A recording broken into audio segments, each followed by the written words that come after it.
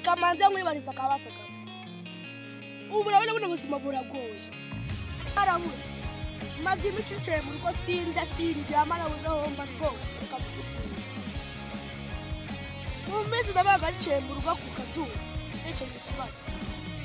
Nawe biri uba wihangura gufata ibiro ugiye gusenga ibyo bicikeho.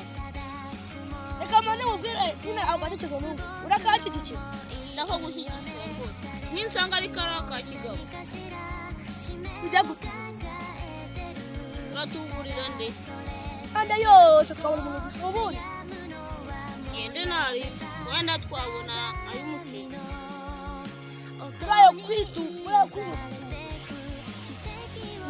kwitonda ukabikura mu nzira zazo ureba nabi nta mikino